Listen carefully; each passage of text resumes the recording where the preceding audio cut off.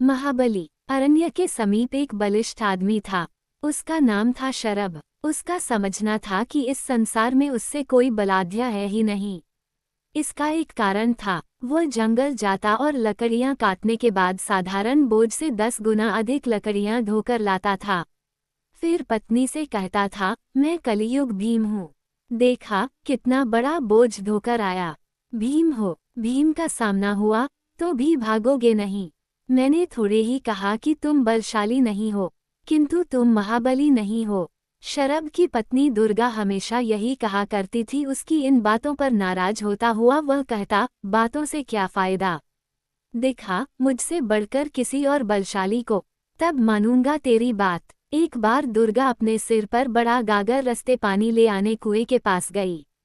कुएं में गागर डालकर पानी से भरा गागर खींचना चाहती थी, किंतु वह ऊपर खींच नहीं पाई क्योंकि वह बहुत ही बोझिला था।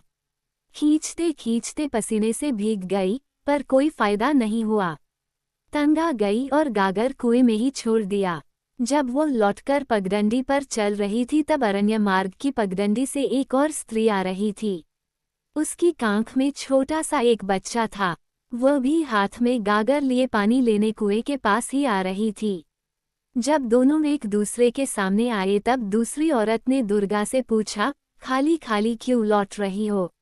क्या कुआं सूख गया? नहीं, जो गागर कुएं में पानी भरने डाला उसे बहुत प्रयत्न करने के बाद भी ऊपर खींच नहीं सकी। लगता है कुएं में कोई भूत है। दुर्गा ने कहा, इतनी छोटी बात और इतना बड़ा हंगामा। मेरे साथ आओ, जितना पानी चाहिए मैं खींच कर दूंगी।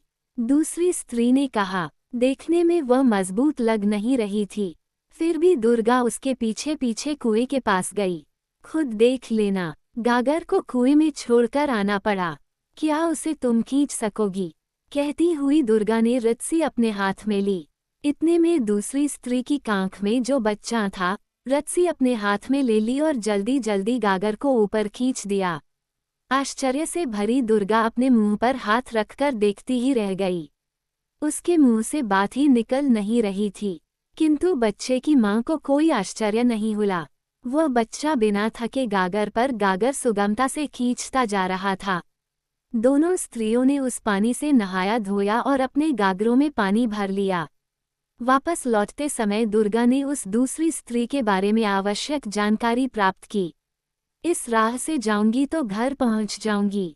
मेरे पति का नाम है अपरभीम, कहकर वह दूसरी स्त्री अपने बच्चे को कांख में संभालती हुई चली गई। घर पहुंचते ही दुर्गा ने पूरा वृतांत अपने पति को सुनाया। क्या इन प्रदेशों में कोई अपने को अपरभीम कहकर घूम फिर रहा है? देखना मैं उसकी क्या हालत कर देता है। शरभ गरजा। मेरी बात सुनो, उसे भूल जाओ, उसके साथ झगड़ा मत मोलो। उसका छोटा बच्चा ही जब इतना बलशाली है तो उसका बाप कितना बलशाली होगा। दुर्गा ने रोते हुए कहा। शरभ ने पत्नी की बातों पर ध्यान न देते हुए कहा, कल सवेरे उसके घर की राह दिखाना, फिर मैं देख लूंगा कि मुझे क्या करना है। उसने रोष भरे स्वर में कहा। दूसरे दिन धनुष बाण तलवार लिए अपनी पत्नी के साथ निकल पड़ा, किंतु उस अपरभीम के बारे में जानने के पहले उसे लगा कि कुएं के बारे में पूरी जानकारी पा लूं। वो कुएं के पास आया। ठीक उसी समय पर अपरभीम की पत्नी भी वहां आई। शरभ ने गागर कुएं में फेंका और उसे पानी से भरने के बाद अपने आप कहता रहा, इतनी छोटा सा गागर खींचने के लिए क्या बलशाली की जरूरत है। वह गागर को खींचने लगा, हौंफता रहा, लंबी सांस लेता रहा, अपना पूरा बल लगाता रहा और आखिर बड़ी मुश्किल से गागर को थोड़ा ही ऊपर उठा पाया। दूसरे ही क्षण गागर शरभ को कुएं के अंदर की तरफ खींचने लगा। अगर उस दूसरी औरत का बच्चा शरभ को न पकड़ता तो निश्चित ही वह कुएं में गिरता। बाद उस बच्चे ने शरभ के हाथ से वह रस्सी खींच ली और सुनायासी गागर को ऊपर खींचा। अभी सही सच क्या है जान गए। चुपचाप घर चलो, दुर्गा ने अपने पति से कहा। इसमें अवश्य ही कोई जादू टोना है, मंत्र तंत्र हैं।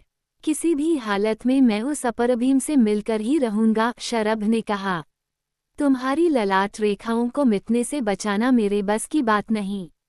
मैं तुम्हारे साथ कदापि नहीं आऊंगी। दुर्गा ने कहा और पानी भरकर घर की ओर चली गई। दूसरी स्त्री ने शरभ से कहा, मेरी बात मानो और तुम भी घर लौट जाओ। मैं नहीं चाहती कि तुम मेरे पति को दिखाई दो। पर शरभ ने उसकी बात भी नहीं मानी और पीछे पीछे उसके घर गया। मेरा पति शिकार करने गया है, पूरा का पूरा हाथी खा जाता है, इसलिए तुम कहीं छिप जाओ और देखते रहना। अगर तुम सामने आए तो इसमें कोई शक नहीं कि वो तुम्हें निगल डालेगा। अपरभीम की पत्नी ने यूं उसे सावधान किया। फिर उसने शरभ को एक बहुत बड़े झाबे में छिपा दिया। शाम होते होते हवा जोर से चलते लगी। अपरभीम अपने घर के प्रांगण में आया और चिल्ला पड़ा, हाथी पकाया। उसकी आवाज से सारी चीजें हिली डुली। शरभ जिस झाबे में था वह भी हिला। शरभ कांपने लगा। अब उसे स्पष्ट मालूम हो गया कि उससे भी बड़ा महाबली मौजूद है। तुम्हारा हाथी पक गया, आओ और खा जाओ, उसकी पत्नी ने कहा। थोड़ा ठहर, कहीं से आदमी की बू आ रही है। मानव को खाए बहुत दिन हो गए, कहता हुआ अपरभीम अपने इर्द गिर्द ढूंढने लगा। जैसे ही उसका पति थोड़ी दूर गया, उसकी पत्नी चुपके से शरभ के पास आई और धीरे से कहा, मेरा पति खाना खाने के बाद घोड़े बेचकर सो जाएगा। तब मैं जलती हुई इस बत्ती को खिड़की में रख दूंगी। तुम्हें भाग जाने के लिए यही पहचान है। फिर कभी भी इस घर के पास आने की हिम्मत न करना। देवी, मैंने आकर बड़ी गलती कर दी, फिर कभी नहीं आऊंगा। अब मेरी अक्ल ठिकाने आई, शरभ ने कहा। आधी रात को शरभ ने खिड़की में जलती बत्ती देखी। वह धीरे से झाबे से बाहर आया और तेजी से भागे जाने लगा। वह थोड़ी भी दूर गया नहीं होगा, बहुत बड़ा भावर उठा। उसे सुनाई पड़ा, आदमी की बू, आदमी की बू। अपरभीम की आवाज शरभ पहचान गया। वह और तेजी से भागता हुआ गया। शरभ जितनी तेजी से भागने लगा उतनी ही तेजी से अपरभीम उसका पीछा करने लगा। हवा जोर से चल रही थी। शरभ के पांवों की शक्ति क्षीण होती जा रही थी, किंतु भावर की हवा उसे आगे धकेल रही थी। अरण्य के बीच में से वह भाग रहा था, इसलिए बहुत समय तक उसे कोई आदमी ही दिखाई नहीं पड़ा। इतने में शरभ ने अपने सामने एक दृश्य ले देखा। ये देखकर उसे लगा मानो उसके प्राण पखेरु उड़े जा रहे हों। अरण्य में विशाल शरीरधारी एक आदमी ने मृत जंगली जानवरों का एक ढेर लगाया और खाए जा रहा है। हड्डियों को एक तरफ फेंकता जा रहा है। तुम कौन हो? कौन तुम्हारा पीछा कर रहा है? उस आदमी ने शरभ से पूछा। एक महाबली मेरा पीछा कर रहा है, शरभ ने कांपते हुए कहा। महाकाय वाले उस आदमी ने हुकारते हुए कहा, जंगल का राक्षस यहाँ मौजूद है और कोई और महाबली तुम्हारा पीछा कर रहा है। उसे मार डालूंगा। इतने में अपरभीम पास आ गया। उसके साथ साथ जो भंवर आया, उसके कारण शरभ ऊपर उड़ गया। वह पेड़ों की शाखाओं में अटक गया। बाद उसने वहां से देखा कि दोनों बलशाली आपस में घोर युद्ध कर रहे दोनों महाबलियों ने पहले एक दूसरे के सामने खड़े होकर आपस में एक दूसरे को देख लिया। फिर वह भिड़ गए। वे दोनों एक दूसरे को घूंसों व लातों से मारने पीटने लगे। उनकी घूंसे व लातें इतनी जबरदस्त थीं कि पहाड़ भी चकनाचूर हो जाएं। सुबह तक वे दोनों महाबली एक दूसरे से लड़ते रहे। दोनों अचानक आकाश में उड़े और मेघों के बीच छिप गए। ऐसा लगता था मानो दोनों ने आपस में बात कर ली और ऐसा किया। अब भी शरभ को उनकी गरज सुनाई दे रही थी। वह वहीं से देखने की कोशिश करने लगा कि इनमें से कौन जीतेगा, परंतु वे फिर से भूमि पर उतर नहीं आए। वह पेड़ से उतरा और रास्ता ढूंढते हुए आखिर घर पहुंच गया।